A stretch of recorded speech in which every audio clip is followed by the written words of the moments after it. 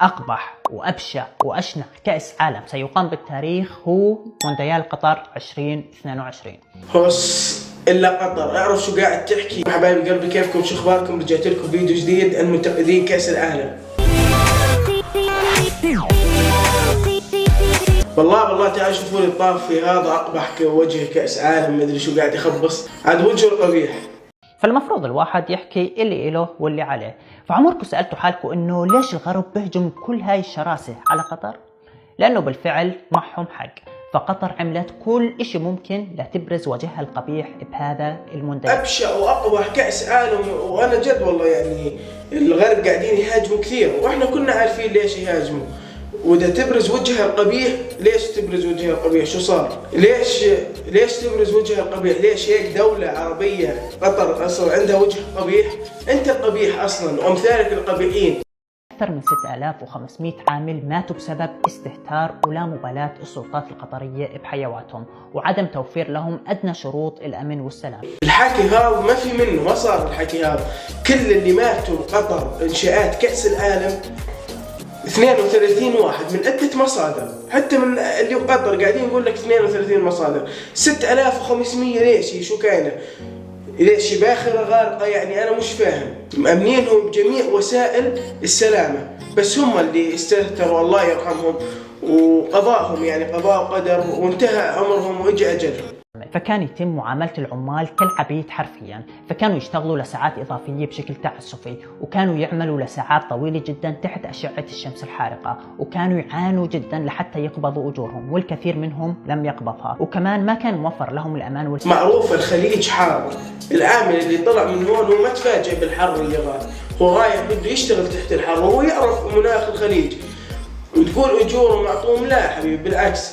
جميع الدول العربية قاعدين يروح عمال وافدة على قطر لأنه أجورها عالية. الخليج بشكل عام أجورها عالية، وخصوصا قطر. أنت قاعد تجيب الكلام من جيبتك بس بدك تركب الترند. روح من هاي يا عمو. أفظع من كل هذا إنه كل عامل كان مسؤول عنه رب عمل أو كفيل، وهذا الكفيل كان يتحكم برقبة العامل تماما كالعبد في القرون الوسطى. أوف، كالعبد بالقرون الوسطى.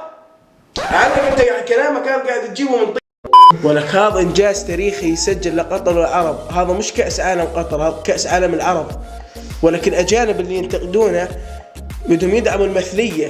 أول دولة عربية إسلامية تستضيف كأس العالم، إنجاز يسجل بالتاريخ، وراح يكون أجمل وأفضل كأس عالم بالتاريخ بإذن الله تعالى. الله يا قطر، تحية لقطر. فشايفين هاي الملاعب الجميلة وهاي المباني الشاهقة حرفيا مبنية فوق أكوام مكومة من جثث العمال. أكوام مكومة من الجثث؟ يا زلمة أنت مناقص غير تقول رقص على جثث الأسود كلابه، وشو دخل أنت إيش دخل يا زلمة؟ كيف يعني الرقم هذا جبته من جيبتك؟ كيف يعني الملاعب عليه؟ شو قاعد تخبص أنت يا زلمة؟ والله عجبتني وعجبت كل واحد قاعد يحضر، وأنت انعجبت يا زلمة. مشان الله اركب الترند بطريقة ثانية. أنت لازم تفتخر إنه هيك دولة عربية عملته، ولا دولة عربية استرجت تقدم إلا المغرب وقطر. قطر فازت والمغرب ما فازت بالاستضافة. إن شاء الله بقادم المرات المغرب راح تستضيف، بس مو تطلع إذا استضافتها المغرب إن شاء الله وتقول رقصت على جثث الأسود كلابه. 2. تكلفة مونديال قطر بلغت أكثر من 220 مليار دولار، وهذا رقم مرعب ومخيف للغاية، ولا يمكن لأي دولة بالعالم إنها تكون مجنونة لدرجة إنها تستضيف مونديال تبلغ تكلفته ربع هذا المبلغ حتى. أنت صادق، بس ال 220 مليار دولار 8 منهم لكأس العالم.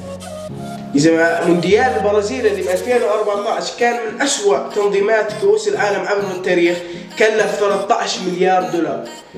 قطر عاملة إنجاز كل هاي الملاعب الأسطورية.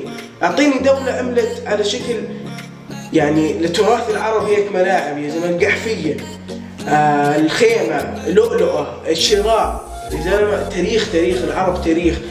قطر عملت جسدت تاريخ العرب.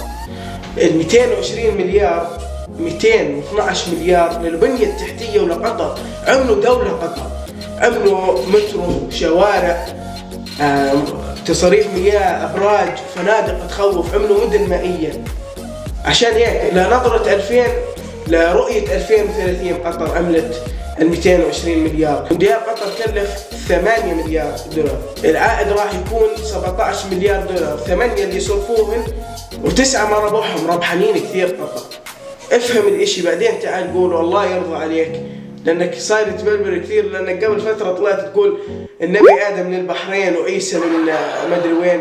روح يا زلمة روح، اصحى من العقل يا زلمة، اصحى يا رجل، روح تعمم كويس بك تصحصح. يا جماعة الخير، يعني احنا لازم نحترم على الخارج مش على العرب، بس هذول والله العظيم ناس تضايق، يعني طلع يتفلسف وهو مو فاهم اشي، بس انه بده يطلع ترند. يا جماعة الخير، قطر قاعدة تواجه حملة شرسة من الغرب ومن الاعلام الغربي، تطلع لنا اشكال مثل هذا والله مش عارفين. انا بعرف وعلى يقين تام انه هذا ما بيمثل الا نفسه، لا بيمثل بلد ولا اي اشي. احنا كعرب وكدول عربية لازم نوقف مع قطر بهذا الحدث العالمي الضخم، وانا اهني قطر على هيك استضافة. والغرب قاعدين يعملوا حملات شرسة لانه قطر قاعدة منع الدعم المثلية، هم بدهم لانهم مثليين وعندهم هذا الاشي بشريعتهم وبدياناتهم، وعندهم اشي طبيعي. احنا هذا الاشي انه مقرف، هذا ضد قيمنا ومبادئنا احنا كعرب. والله العظيم ارفع ايدي احتراما لقطر. حبايبي قلبي، اشتركوا بالقناة وفعلوا زر الجرس وشيروا المقطع لاصحابكم.